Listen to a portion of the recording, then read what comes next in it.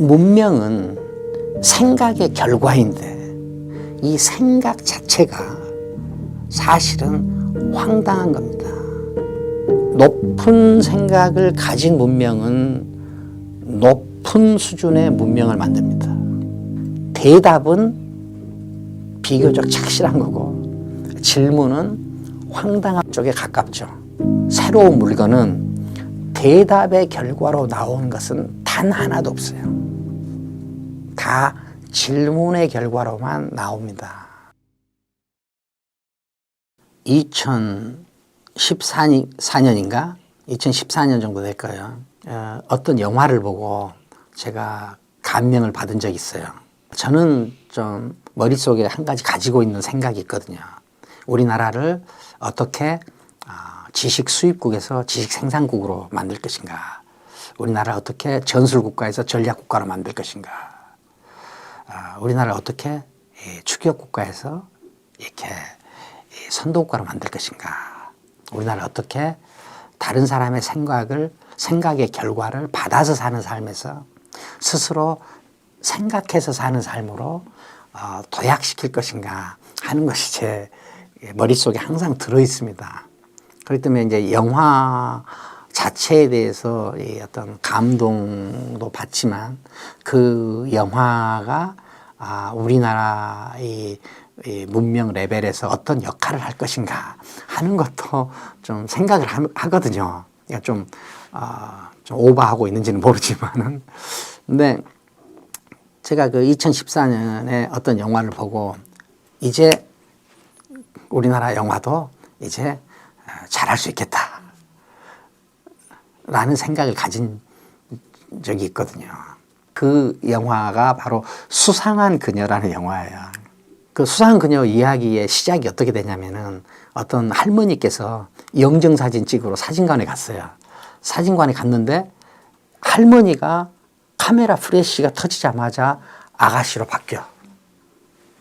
이 설정이 황당합니까? 착실합니까? 얼마나 황당해요. 황당해요. 우리나라 영화에서 이런, 제가 이제 영화를 다 본 것은 아니기 때문에 이제 내가 본 영화들 안에서만 이야기합니다. 우리나라 영화에서 이렇게 이 황당한 설정으로 시작된 영화는 저한테는 수상한 그녀가 처음이었어요. 그동안에 제가 본 영화들은 대개 우리나라 영화들은 이미 있는 사건을 재해석하거나 이미 있는 이야기를 다시 다루거나 아니면은 누구나 생각할 수 있는 어떤 착실한 주제들을 표현하는 방식의 영화들이 많았거든요. 이런 황당한 영화는 저는 그때 수상한 그녀를 통해서 처음 봤습니다. 매우 반가웠어요. 우리가 문명은 생각의 결과인데 이 생각 자체가 사실은 황당한 겁니다. 높은 생각을 가진 문명은 높은 수준의 문명을 만듭니다. 낮은 생각을 가진 문명은 낮은 문명을 꾸려줍니다. 이건 뭐냐? 생각이 다 문명을 결정하기 때문이거든요. 생각은 황당합니다. 대답은 비교적 착실한 거고 질문은 황당한 쪽에 가깝죠. 그런데 문명은 새로운 물건은 대답의 결과로 나온 것은 단 하나도 없어요. 다 질문의 결과로만 나옵니다. 문명의 일대 도약은 황당함이에요. 그리고 질문을 해결해버리고 덤비는 일, 황당함의 일종입니다. 착실한 사람은 과거를 지키는 일을 더 잘합니다. 황당한 사람은 미래를 여는 일을 더 잘합니다. 제가 생각할 때 우리나라는 지금 좀 이미 있는 것을 지키는 것으로 되어 있는 어떤 착실함보다는 일대 도약을 꿈꾸는 이 황당함으로 무장해야 되겠다라는 생각을 가지고 있습니다. 많은 분들이 70대, 80대를 대할 때 되게 어린아이처럼 대하는 경우가 많아요. 아유, 뭐 하셨어요? 뭐 이런 식으로. 왜냐면은 말을 잘 못 알아들으시고 대화의 깊이가 깊지가 않으니까. 뇌 관점에서 여러분 40대, 50대, 60대가 되면 어떻게 돼요? 전전대업이 퇴화하기 시작한다니까요. 점점 나빠지는 거예요. 가소성이 있기 때문에. 근데 가소성이 있기 때문에 반대로도 돼요. 좋아질 수 있다니까요. 워런 버핏이랑 찰리 먼거 보세요. 찰리 먼거 돌아가시기 전까지 주총에 90대 초반까지 나오셨어요. 죽기 직전까지 사람들 질문에 대답을 해줬어요. 워런 버핏은 여러분 총기가 지금도 장난이 아니에요. 여러분 도전 중에 제일 중요한 도전은 저는 이라고 보거든요. 잃는 것도 없어요. 하단은 막혔고 상단은 무한히 열렸기 때문에.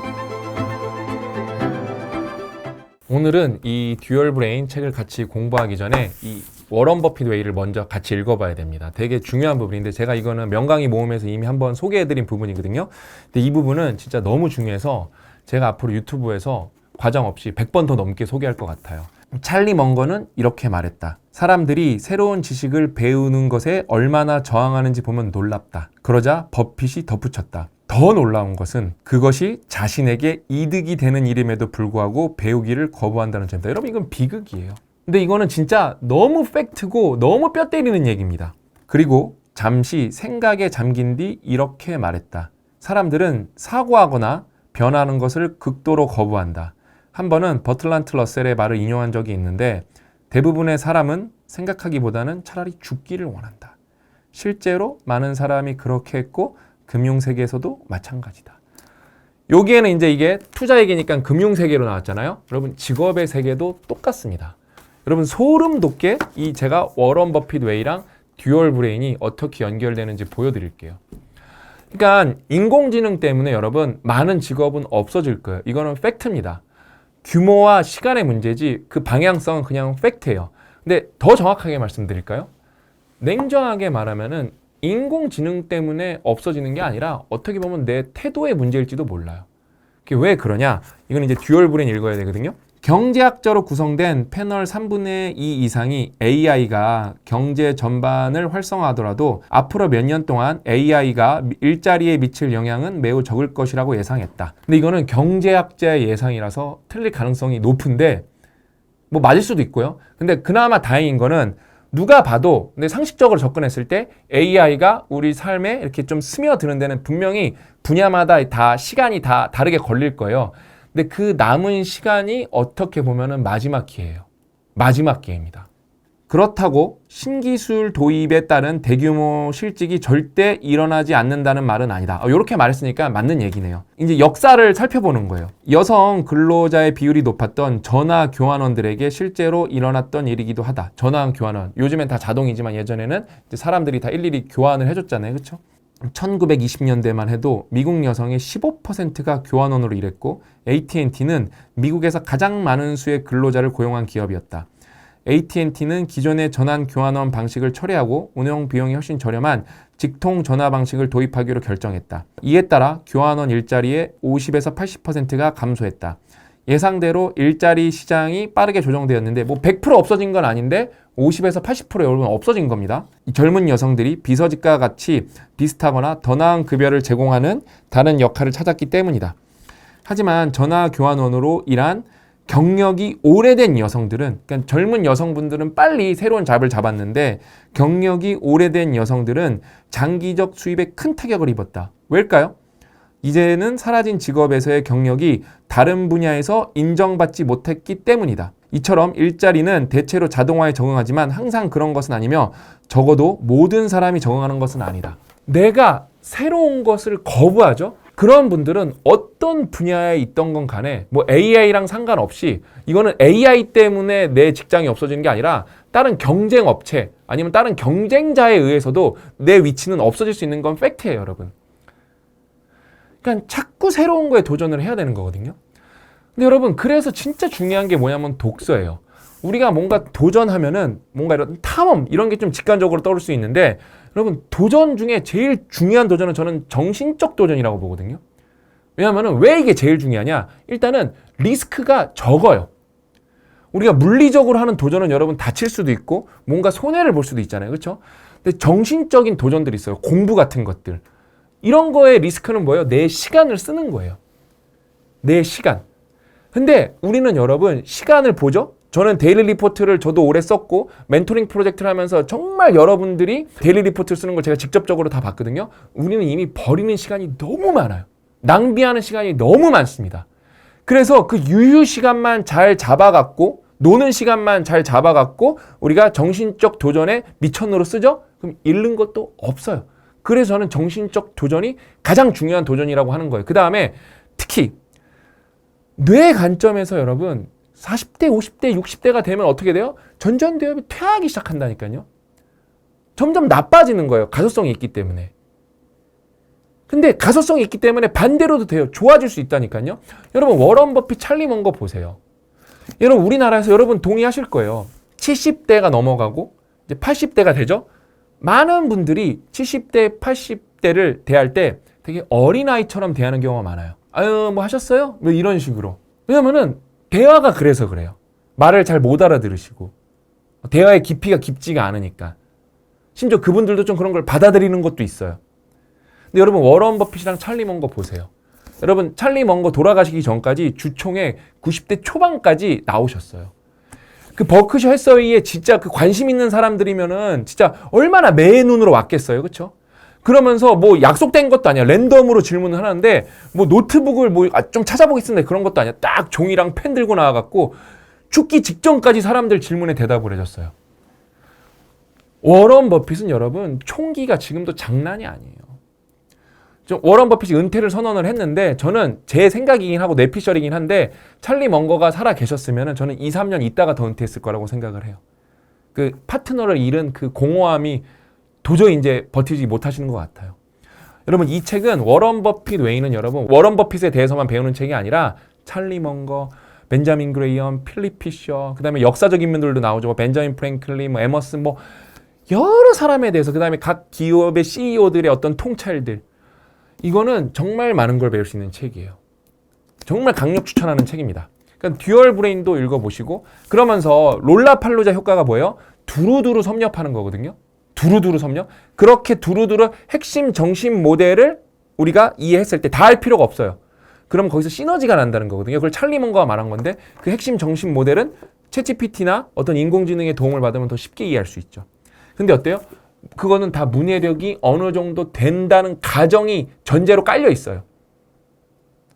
그게 안 되면은 이 롤라팔로자 효과를 우리가 누릴 수가 없어요. 왜? 핵심 정신 모델을 그냥 대충이라도 이해하면 되는 거거든요. 근데 그것도 못해요. 그래서 저는 첫 번째 시작은 여러분들이 핸드폰 끄는 정도가 아니라 독서하실 때는 핸드폰을 다른 방에 치우시거나 아니면은 책가방에 넣고 잠그세요. 그 다음에 듀얼 브레인이든 워런 버핏이든 집중해서 하루에 1시간씩, 2시간씩이면 여러분 뭐 이거 독서 능력치에 따라 다르겠지만 이거 하루에 이거 500쪽 조금 넘거든요. 하루에 2시간씩 읽으시면은 저는 제가 볼 때 일주일이면 다 읽을 수 있다고 생각을 해요. 이거는 진짜 맘먹고 읽으시면 하루만 읽으시는 분들도 많으실 거고요. 그래서 모든 시작은 뭐다? 독서다. 왜냐면은 하단은 막혔고 상단은 무한히 열렸기 때문에 모든 안티프레질의 시작은 뭐다? 독서다. 그렇게 말씀드리면서 이번 영상을 마치도록 하겠습니다.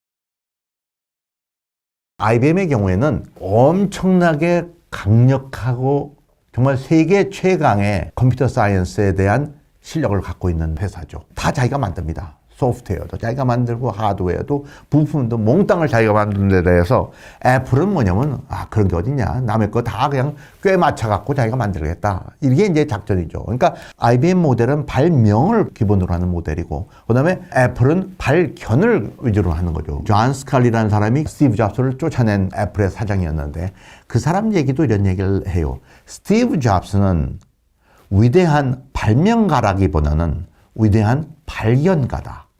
아주 좋은 얘기입니다. 근데 그게 오히려 먹힌다는 거죠. 그걸 갖다 이제 요새는 그 표현을 갖다 오픈 이노베이션이라는 거죠. 열린 혁신이라는 거죠.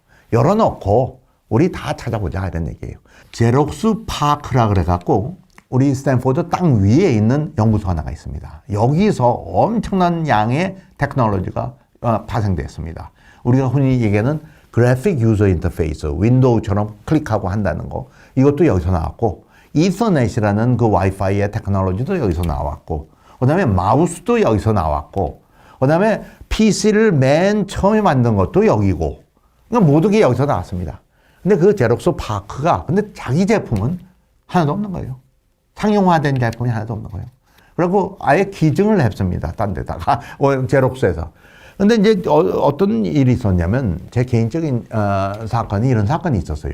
어느 날 제록스 파커의 한 연구원이 저보고 한번 보재요. 그래서 오라고. 그랬더니 와갖고 어느 가방을 갖고 들고 왔는데 뭐 하나를 꺼내요. 근데 가만히 봤더니 도마 있잖아요. 부엌 도마 같은 정도인데 투명해요. 그 가운데에 뭐냐면 전기 회로가 아주 복잡한 게 많이 들어가 있는 거예요. 하는 얘기가 뭐냐면 이게 컴퓨터입니다. 그러는 거예요. 여기다가 그러니까 스크린 붙이고 키보드 붙이면은 컴퓨터가 된다는 겁니까? 그러니까 그게 아니라 그 자체가 컴퓨터라는 거예요. 다 있다는 거예요. 그래서 뭐가 있냐? 나 아무것도 안 보인다. 그러니까 스크린은 뭐냐면 그 자체의 그 유리박스 위가 되는 거고, 그 다음에 키보드는 거기에 가상 키보드가 생기는 거다. 1990년 초입니다, 이게. 그 다음에 여기다가 지금은 없지만은 이 유저 인터페이스가 그래픽으로 다 될 거다. 그때는 윈도우, MS-DOS가 다 써 있을 때예요. 근데 거기다가 윈도우로 손가락으로 같이면 된대요. 그래서 타치 스크린으로 돼 있을 거며, 키보드는 거기다가 가상으로 뜰 거다. 오피스 내에 있는 와이파이라는 게 연결될 수가 있다. 이런 얘기를 하는 거예요. 그때 와이파이 본 적이 없었어요. 그래서 와, 그러냐? 한번 해보라. 그러니까 이거는 그냥 프로토타입이지 정말 되는 건 아니다. 그러고 나서 가만히 생각하니까 와, 참 아름답다. 그런 게 근데 말이 안 된다. 이게 이제 결론이었어요. 한참 후에 생각하니까 그게 우리가 지금 쓰고 있는 아이패드보다 20년 전에 나왔던 제품인 거예요. 그러니까 아이패드를 20년 전에 보여준 거예요. 이 도마 같은 유리 박스에는 들어가 있는 모든 테크놀로지는 제록스 자체의 테크놀로지였어요. 애플은 자기 테크놀로지 거의 없어요, 거기에는. 물론 거기 자기네가 애플 PC가 옛날에 나왔다 하지만은 제록스에 있는 PC가 걔네들보다 한 3년 넘먼저 나왔어요. 걔들은 두 대를 만들었습니다. 하나는 팔로라고 부르고 또 하나는 알토라고 불러합니다. 그 동네 이름이 팔로알토거든요. 스탠포드가 속해 있는 도시 이름이 팔로알토입니다. 그리고 그 두 개를 갖다 연결한 게 이서넷이라는 겁니다. 그게 이제 와이파이가 된 거죠. 그래픽 유저 인터페이스를 알란 케이라는 사람이 스몰토크라는 소프트웨어를 통해 갖고 개발을 했는데 그걸 나중에 스티브 잡스가 빌린 거 아니면 훔친 거죠. 그걸 갖다가 윈도우가 거기서 나온 거죠. 그러니까 제록스에서 유저 인터페이스가 그러니까 소위 말하는 오브젝트 오리엔티드 사물 위주의 그런 오퍼레이팅 시스템이 제록스에서 나온 거를 애플이 베꼈고 그다음에 애플에서 나온 걸 갖다가 마이크로소프트가 베낀 거죠. 그러니까 그런 역사를 갖고 있는 이 제품 자체는 실패를 한 거예요. 걔네들은 뭐냐면 다 자기 거로 만든 데 대해서 애플은 이것저것 남의 거, 내 거 다 합쳐갖고 걸작을 만든 거죠. 그러니까 하나는 발명에서 시작한 거고 있기 때문에 내가 이렇게 만들었다고 하나는 발견에서부터 시작해갖고 내 제품을 만든 겁니다.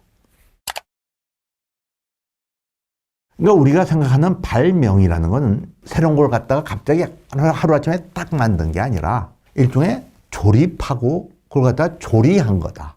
그러니까 음식을 대표적인 얘기를 할 수 있어요. 세상의 모든 음식을 보면은 그 두 스텝으로 이루어진 겁니다. 예를 들면 오믈렛을 만드는 데는 뭐가 필요합니까? 계란이 필요한 거고, 그 다음에 시금치가 들어간 거고, 치즈가 들어간 거고, 그 세 가지를 합쳐갖고 내가 오믈렛을 만드는 거였죠. 가만히 보면은 여러 가지 빌딩 블록은 빤한 건데, 그걸 갖다가 어떻게 이것저것을 뭉쳐갖고, 그걸 갖다가 어떻게 조립하냐에 따라서 결과물이 나온다는 겁니다. 그러니까 결국은 그 공식이 우리 삶에 아주 중요한 역할을 하는 겁니다. 이러기 위해서 우리가 창의력을 어떻게 키우느냐.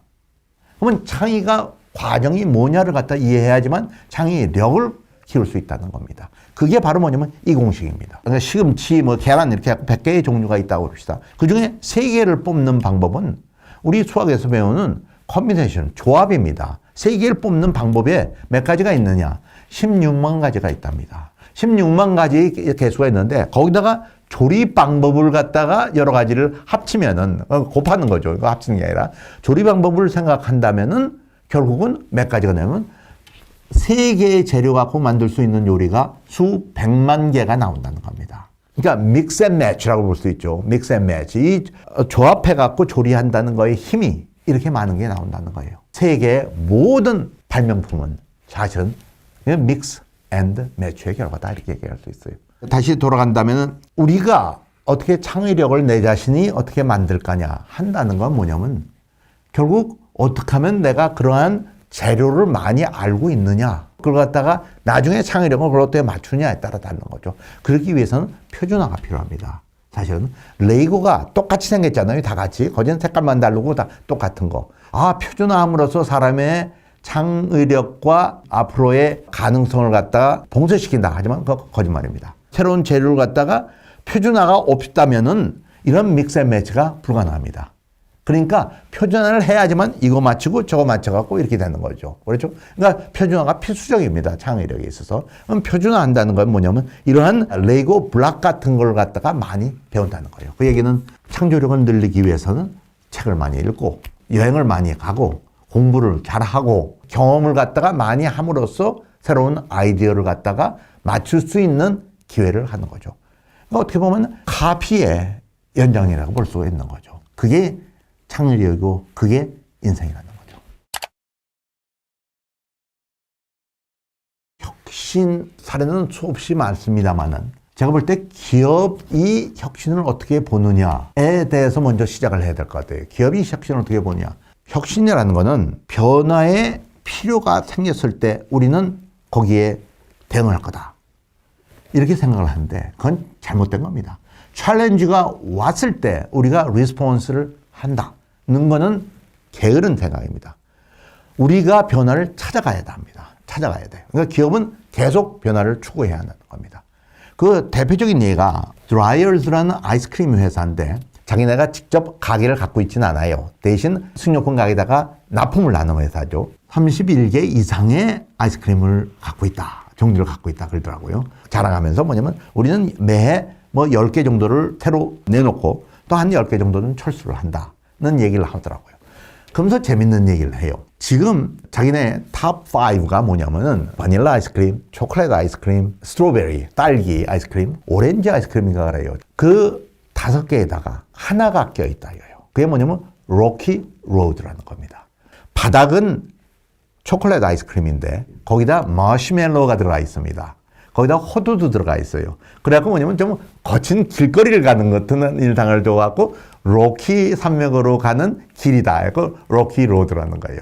그리고 이제 그게 탑 5다 이런 얘기예요. 하면서 그러면서 더 그 다음 얘기부터가 이제 재밌는 얘기인데 그게 언제 도입이 되면 1939년인가 도입이 됐대요. 그 이후에 90년 이상 동안 자기가 내놓은 제품 가운데 하나도 탑 5에 들어온 게 없다. 이런 얘기예요. 그래서 다시 말해서 매해 90년 동안 새해 뭐 10개가 됐건 몇 개를 도입하는데 그 중에서 탑 5에 들어간 건 지금까지 90년 동안 하나도 없다. 그래서 아니 그런데 뭐하러 도대체 새로운 걸 내놓냐. 그건 뭐냐면 변화에 대한 기강을 세우는 거예요. 변화의 기강이라는 건 뭐냐면 우리가 만약에 그렇다고 해갖고 야 39년에서 지금 한 10년 해봤더니 홈런 층은 하나도 없어. 그러니까 이제부터는 변화를 하지 말자. 했을 경우 그 회사가 뭐가 되냐 이거죠. 그렇다 하더라도 지속적인 변화와 노력을 해야 된다 이거예요. 하면서 얘기가 뭐냐면 그 변화를 하기 위해서 그 뒤에 필요한 수많은 준비가 있다 이거예요. 그건 중에 하나는 뭐냐면은 내가 가만히 게을러 갖고 앉아 있는 것보다 밖에서 우리 경쟁사 쟤는 몰래고 이걸 왜 보입니까? 내가 변화를 하기 위해서 공부를 해야 한다. 그리고 새로운 사람을 갖다가 리크루트 하는 데 있어서 어느 회사에 누가 잘한다더라. 데리고 와야죠. 우리가 새로운 제품을 갖다가 만들 계획이 없다면 그런 사람 내가 데리고 올 필요 없는 거예요. 그렇지만 계속 끌어오고 사람들은 트레이닝을 하고 그 사람들은 각자가 배우려고 노력을 하고 이 뒤에 들어가는 수많은 노력이 결국은 이거에 대한 준비가 되며 이 회사의 기강을 받아잡는다. 그걸 변화의 기강이라고 부릅니다. 그리고 스탠포드 비즈니스 스쿨 가면 첫 페이지가 뭐냐면 Change Lives, 내 인생을 바꾸며 Change Organization, 당신의 조직을 바꾸며 Change the World, 세상을 바꿔라. 이겁니다. 이게 뭐냐면 어떤 변화의 기강이라고 생각할 수 있어요. 맥도날드도 뭐냐면 맥도날드에서 가장 훌륭한 혁신은 1975년에 생긴 드라이브 스루라는 프로세스에 대한 혁명이었고 1979년에 내놓는 맥너깃이라는 제품이요. 치킨 있잖아요. 1979년 제품입니다. 드라이어스 아이스크림하고 똑같이 그 이후에 수많은 제품이 나왔죠. 맥샐러드도 나왔고 맥DLT도 나왔고 한국에도 뭐 여러 가지가 나왔을 거예요. 다 없어졌습니다. 그렇지만 포기합니까? 안 합니다. 그거는 변화의 기강이라는 거죠. 그러니까 드라이브 스루라는 게 지금까지 발명 가운데 가장 훌륭한 발명이었다는 거예요. 근데 첫째 뭐냐면 그거는 제품에 대한 혁명이 아니라 프로세스에 대한 혁명이었다는 거죠. 그게 지금까지 자기네 세일 가운데 70%를 차지한다고 합니다. 근데 옛날에 생긴 이 배경은 아리조나의 어떤 그 도시에 군부대가 있는데 그 군부대가 근무 도중에 군인들이 배고프잖아요. 근데 그 사람의 룰 가운데 거기를 내려가면 안 된답니다. 자동차에서. 그러니까 그 사람들의 요구에 맞추기 위해서 창문에서 그냥 넘어주는 제도를 만드는 거죠. 그걸 갖다가 이제 상용화해갖고 전체에 뿌린 거죠. 실패한다고 하더라도 계속적인 꾸준한 발전이 있어야 한다는 겁니다. 그것도 맞는 얘기가 일본의 리크루트라는 회사가 있어요. 그거는 구인 구직 회사입니다. 예를 들면 내가 대학교에 졸업해갖고 어쩌면 화공학을 내가 전공으로 한다. 근데 나는 동남아에서 일을 하고 싶다 하면 그 책을 뒤져보면 그게 나와요. 이제 그런 걸 전문으로 하는 리크루트라는 회사인데 이제 그 회사의 경우에도 뭐냐면 계속적인 사업 확장의 기회가 있습니다. 하나는 ISP 해갖고 그 인터넷 서비스 하는 회사를 한번 만들었고 그다음에 슈퍼컴퓨터를 또 만들었어요. 걔네들이. 그러면서 이제 결국은 뭐냐면 몇 년 후에 다 접었어. 10년도 안 돼갖고 둘 다 접었어요. 아니, 또 그 슈퍼컴퓨터를 왜 구인 구직 회사가 그런 걸 했느냐 하니까 하는 얘기가 뭐냐면 우리는 10년마다 비즈니스 플랜을 한 번쯤은 고치는 것도 괜찮은 아이디어라고 생각을 한다. 그런 슈퍼컴퓨터를 만들기 위해서 많은 사람을 뽑았는데 그중에서 훌륭한 사람은 아직까지 남아있어갖고 우리는 그 사람들의 힘을 많이 보고 있다. 그런 면에서 우리는 그걸 후회하지 않는다. 저 놀라운 생각이에요. 어떻게 혁신을 하느냐에 대해서 여러 가지 의견이 있지만 거진 공통적인 건 아까 말씀드린 첫째, 믹스 앤 매치 아이디어고 둘째는 뭐냐면은 아시모프라는 유명한 공상과학 소설가죠. 근데 그 사람 얘기가 뭐냐면 무언가의 깊은 지식을 갖고 있고 다른 영역에 대해서 이를 합치려고 노력했을 때 힘 있는 발명이 나온다는 얘기를 해요. 근데 그 자신이 화학과 교수예요. 오르가닉 케미스트리 박사였고 가르치고 있었어요. 근데 그 지식은 사실은 공상과학하고는 관계가 없지만은 어느 깊은 지식을 가졌을 때 그걸 갖다가 딴 데에다가 자꾸 응용을 해갖고 나온 거다. 이렇게 얘기를 하더라고요. 제가 이제 가장 재밌게 얘기하는 것 중 하나가 미시간 스테이트에 있는 어느 졸업생에 대한 얘기인데 미시간 주립대학교에는 뭐냐면 School of Packaging이라는 데가 있습니다. 포장대학입니다. 포장학과 정도가 아니라 포장학과도 구하기 힘든데 이건 포장대학이 아예 따로 있어요. 그런데 이제 거기 졸업생이면서 기업인인데 우연히 만나게 되면서 그 사람이 이제 얘기를 하는 과정에서 저한테 아주 그 재밌는 얘기를 한 적이 있어요. 자기가 그 학교를 다니면서 가장 인상에 깊고 아직까지도 영향력이 큰 과정 중 하나가 뭐냐면 다음 과정이었대요. 동네에 있는 슈퍼마켓에 가갖고 이 사람 포장 전문이니까 포장이 개선의 여지가 있다고 생각하는 제품을 찾아라. 그러고 나서 그걸 갖다가 갖고 와갖고 연구를 한 다음에 개선의 방법을 갖다가 제시하라. 이게 주마다의 숙제였어요. 그래갖고 그 주마다의 숙제가 자기 인생의 숙제가 됐다. 결국 수십 년이 되는 나에게도 지금까지도 나는 혁신의 사냥꾼이 됐다. 그러니까 구태여 포장만 아니라도 세상의 모든 일을 볼 때 어떤 비판적인 감각과 향상에 대한 노력으로 자기 인생을 살아간다 하는 거죠. 모든 이런 아이디어는 사실은 모든 사람한테 적용할 수가 있어요. 모든 걸 사물을 볼 때, 야, 내가 저걸 갖다 좀 더 잘할 수 있지 않느냐. 이런 거에 대한 어떤 혁신에 대한 드라이브가 되는 거죠. 아시모프 말대로 중요한 건 내가 어딘가에 전문 지식이 있을 때 그것을 합쳤을 때 힘 있는 발명과 혁신이 될 수 있다. 이런 얘기죠. 이 독서를 통한 경험이라고 하는 게 진짜 직접 경험하는 것만큼 자기 정체성을 형성하는데 영향을 미칠 것이냐 이런 생각을 우리가 해볼 수 있죠. 근데 재미있는 연구가 하나 있어요. 그 스피어라는 사람이 fMRI를 통해서 우리가 책을 읽을 때 두뇌의 활성화를 분석해 봤더니 실제 그 활동을 내가 할 때 하고 같은 두뇌 부분이 활성화되더라. 단순히 책을 읽는다는 건 정보를 습득하는 과정이 아니라는 거예요. 무슨 과정이다? 체험. 체험하는 과정이다. 따라서 이 간접 경험이라고 우리가 무시해서는 안 된다. 독서라고 하는 것은 저는 책을 읽는 행위가 아니라 나 자신을 읽는 행위라고 생각을 해요. 그리고 이 나 자신을 바라보는 그런 경험의 축적과 또 책 속에서 다양한 삶의 모습들을 통해서 결국 나를 바라볼 뿐만 아니라 나를 만들어가는 그런 행위가 독서가 아닌가라는 생각을 합니다. 제가 많이 알려지기로는 아까 사회자께서도 말씀하셨는데 공부법 연구자다라고 했는데 실제 많은 사람이 저를 뭐라고 얘기하냐 엉덩이 공부법의 대가다 이렇게 이야기를 합니다. 그 이야기를 하는 이유가 다 아시겠지만 제가 유퀴즈 언더 블락에 23년에 출연을 해서 서울대생들이 어떻게 공부하느냐 죽어라고 공부한다. 죽어라고 어떻게 하냐 엉덩이 붙이고 한다. 그랬더니 썸네일을 엉덩이 공부법으로 뽑아가지고 신종호 교수 하면 엉덩이 공부법으로 많이 알려졌습니다. 그때 제가 첫 시작하는 부분에서 자기소개를 했더니 제목을 저렇게 뽑았어요. 셀프 자기소개. 제가 말이 되나요? 뭐 자기소개는 자기소개지 셀프 자기소개가 뭐야? 근데 우리나라에서 셀프라는 영어는 어떤 의미로 사용되나요? 스스로 하는 것.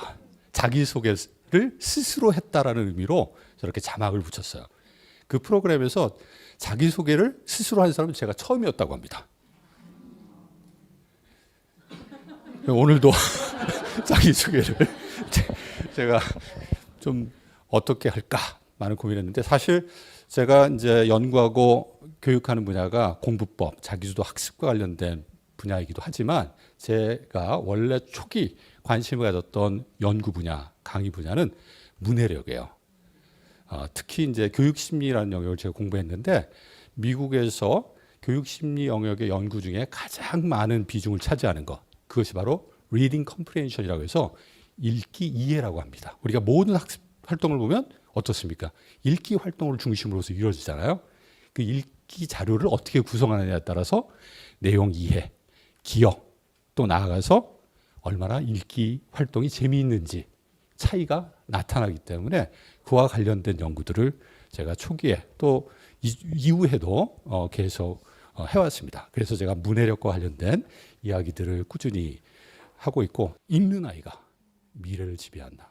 사실 읽는 능력은 나중에 말씀드리겠지만 상당히 중요한 미래 능력임에는 틀림없다. 왜 그런지 같이 오늘 좀 찾아보도록 같이 이야기해 보도록 하겠습니다. 자, 그럼 왜 우리는 책을 읽어야 되느냐? 왜 책을 읽어야 될까요? 재미를 위해서. 그렇죠.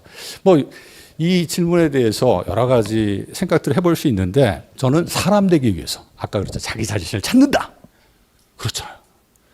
나를 이해해가는 과정이다. 저는 철저하게 그렇게 생각을 해요. 책은 사회를 살아가는 한 존재로서 인간됨, 사람됨, 같이 어울려서 살아가야 되는 삶 속에서 내가 어떤 존재인지, 어떤 것을 가지러 추구해야 되는지를 알게 하는, 느끼게 하는 되게 중요한 경험이다.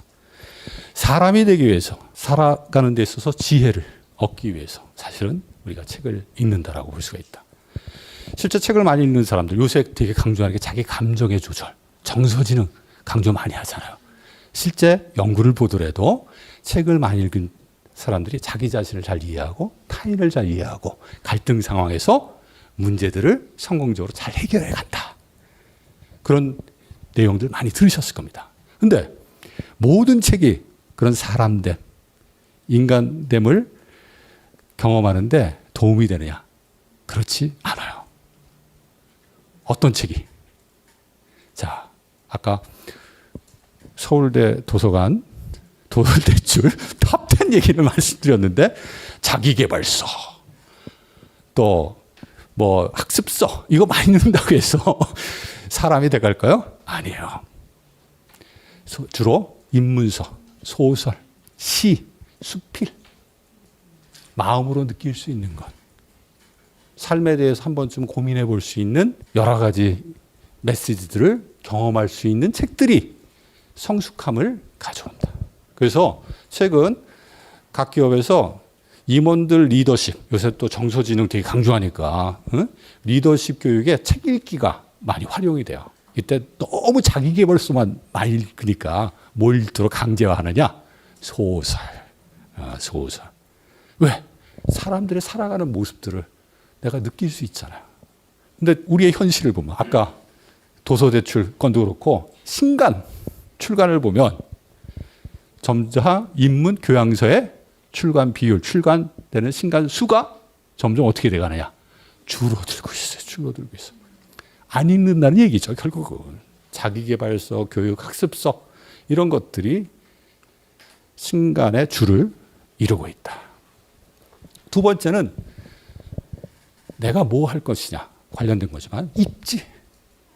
나의 삶에 대한 고민은 내가 어떤 삶을 살아갈 거냐에 대한 자기 삶에 대한 구체적인 계획을 만드는데 상당히 중요한 의미를 가질 수 있다. 내가 어떤 일을 할 거냐 뿐만 아니라 내가 그 일을 왜 해야 되느냐 그리고 어떻게 그것을 실천해 나갈 것이냐에 대한 구체적인 생각들을 책을 통해서 가질 수 있다라고 하는 게 책을 읽어야 하는 두 번째 이유가 아닌가. 특히 책을 많이 읽는 사람은 시세에 흔들리면서 자기 삶의 목표를 정하는 게 아니라 정말 중요한 거, 아주 중요한 가치들을 만들고 그걸 지치지 않게 견고하게 그 뜻을 추구해 간다. 또 빠르게 그 목표를 이루려고 하지 않고 견고하게 오랫동안 내가 의미 있다라고 생각한 결과를 추구하는 모습을 갖는다. 이 입지와 관련된 민영구는 그 명나라 때 어떤 그 도증이라고 하는 학자가 이야기했던 거라고 합니다. 그러니까 입지, 욕견, 불욕세, 성공재구, 불재송. 지금 말씀드렸던 거예요. 입지라고 하는 뜻을 세운다는 것은 세세하게 시세에 맞게 그때그때 맞는 것들을 만들어가는 게 아니라 욕견, 견고하게 어떤 뜻을 만들어가는 과정이고 또 성공이라고 하는 게 오랫동안 어떤 것들을 내가 추구하느냐에 의미가 있는 것이지 단기적으로 빨리 어떤 결과물을 얻는 것을 우리는 성공이라고 할 수 없다. 이런 견고한 오랫동안 나에게 의미 있는 계획, 삶의 의미를 만드는 데 있어서 뭐가 영향을 주느냐? 독서라고 하는 게 많은 사람들하고의 생각의 공유 경험이라는 게 긍정적인 영향을 미칠 수밖에 없다. 제가 한 연구도 그렇고 스탠포드 대학의 네이먼이라고 한 사람이 한 연구도 그렇고 확고하게 자기 뜻을 갖고 그 일을 이루기 위해서 노력하는 사람들 그리고 그 노력이 자기 이해관계를 넘어서 같이 더불어 살아가는 사람에게 긍정적 의미를 같이 공유하려고 추구하는 사람들 이런 사람들의 공통된 특징이 뭐냐? 책을 많이 읽는다. 책 속에서 자신의 삶의 가치, 삶의 힘을 계속해서 만들어간다라고 하는 게 공통된 특징이라고 합니다. 이 패트릭 데이빗이라고 하는 사람도 한 사례로 많이 언급되는 분인데 많이 들어보셨을 거예요. 10살 때 이란에서 미국으로 이민을 와서 젊었을 때 방황을 하다가 뜻을 딱 세우고 자기 삶에 도전하는 일련의 과정을 통해서 소위 말해서 사회적으로 자기가 원하는 많은 것들을 하나씩 만들어가는 일련의 모습을 보여주는 인물인데 이란에서 미국으로 이민 왔을 때 청소년 때 10살 때 왔으니까 아무래도 언어도 그렇고 문화도 그렇고 되게 적응하는데 어려움이 있었겠죠. 그래서 중고등학교 시절을 되게 어렵게 보냈대요. 그러다 보니까 대학을 갈 수가 없었던 거예요. 그래서 미군에 입대해서 직업군인으로서 생활도 하고 또 제대하고 나와서 세일즈맨, 물건 파는 일들을 했는데 자기 생활을 쭉 보니까 이렇게 살고 싶지는 않은 거야. 그냥 하루 벌어서 하루 먹고 사는 거예요. 나름대로 성실한 마음은 갖고 있었던 청년이었던 것 같아요. 내 삶을 바꿔보자라고 해서 도전장을 냈다고 합니다. 그 도전장이 뭡니까? 독서. 그 많은 사례들 여러분들이 아실 거예요. 그래서 2년 동안 지금까지 내가 벌어뒀던 돈이 있으니까 딴짓 안 하고 내가 책 읽는 데 모든 시간을 집중하겠다. 그리고 책을 통해서 내가 앞으로 어떤 삶을 살아갈지, 어떤 일에 도전할지 구체적인 인생 설계도를 만들겠다. 그래서 2년 동안 구체적인 목표를 정하고 도전을 합니다. 얼마로 자신의 목표를 책의 권수와 관련해서 정하느냐? 2,000권에 도전해요. 2년 동안. 그리고 또 세부 계획으로 한 분야의 책을 읽을 때, 한 주제를 읽을 때 깊이 있게 읽는 게 중요하다고 그랬잖아요. 인공지능에 대해서 책을 읽는다. 한 권 읽고 안다고 얘기할 수 없잖아요. 그러니까 적어도 20권의 책을 읽을 때까지는 다음 주제로 넘어가지 않는다. 확실하게 알고 넘어가겠다. 그렇게 2년 동안 자기 도전을 했더니 어떻게 살아갈지 삶이 보이더라. 그 이후에 이 경영 컨설팅과 관련된 기업을 만들어서 나스닥에 상장해서 지금도 기업 경영인으로서 또 독서의 중요성을 알기 때문에 독서교육 전문가로서 활동하고 있다고 합니다. 어디 사람들 모임에 기업 경영인이니까 자주 가잖아요. 사람들이 아는 게 많은 거야. 질문을 합니다. 어떤 질문일까요? 우리나라 사람도 그런 질문 되게 많이 하죠. 어느 대학 나왔습니까? 아이비 출신인 줄 알고. 근데 그때마다 그런 얘기를 한대요. 자기는 고등학교밖에 졸업을 하지 않았습니다. 근데 그렇게 아는 게 많아요? 그러면 어렸을 때 자기가 방황하고 그것을 깨기 위해서 독서라고 하는 이 인생 프로젝트에 자기가 도전을 했는데 그때 경험이 지금 모든 것들을 만들었다라고 이야기를 한다고 합니다. 대단한 거죠.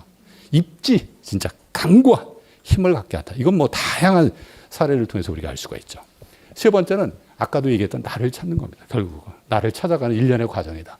정체성은 아까도 말씀드렸던 것처럼 경험이 축적돼서 그 결과로 만드는 게 나예요. 나. 정체성. 나의 who I am. 내가 누구냐라고 하는 것은 내 경험의 결과물이다. 그 결과물을 내가 어떻게 생각하느냐.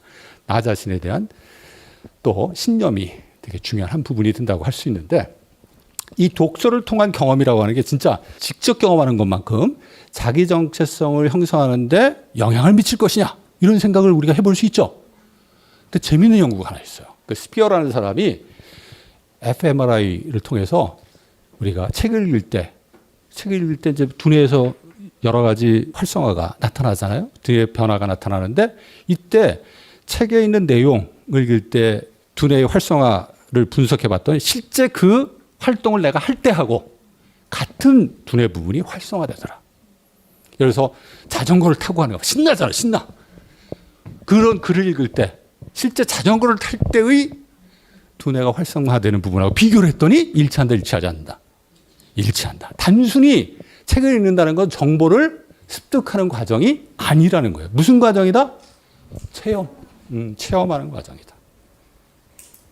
따라서 이 간접 경험이라고 우리가 무시해서는 안 된다. 그리고 맥아담스라는 사람이 redemptive self라고 하는데 우리가 40대, 50대가 되면 내가 어떻게 살아왔는지 한 번쯤 생각하잖아요. 그렇죠? 네. 이 시기에 많은 사람들이 에릭슨의 이론에 사실 애담스가 기반해서 이런 연구를 한 건데 이 시기에 자기 삶에 대해서 한 번쯤은 돌아보는 그러한 중요한 전환점을 사람들이 맞이한다.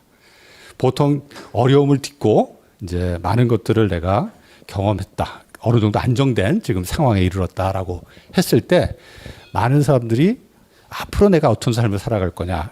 자기 자신에 대한 새로운 이해를 만들어가는 새로운 이해를 자기 스스로 나는 누구냐에 대해서 다시 한번 재평가하고 새로운 나 자신을 바라보려고 하는 그런 노력들을 이 시기에 많이 한다고 합니다. 그래서 이전에 나하고 다른 앞으로 뭔가 더 의미 있는 일을 추구하는 그런 나를 한 번 정도 다시 생각해보는 일련의 경험들을 이 시기에 갖게 되는데 이때 새로운 자기 자신을 만들어가는데, 한번 생각하는데 되게 중요한 영향을 미치는 요인이 바로 뭐냐? 많은 사람들이 책이더라. 책이라고 하는 경험이 새롭게 나 자신을 재규정하고 자신의 이후의 삶을 만들어가는데 중요한 영향을 미치다라는 자신의 조사 결과를 책을 통해서 이야기한 바가 있죠.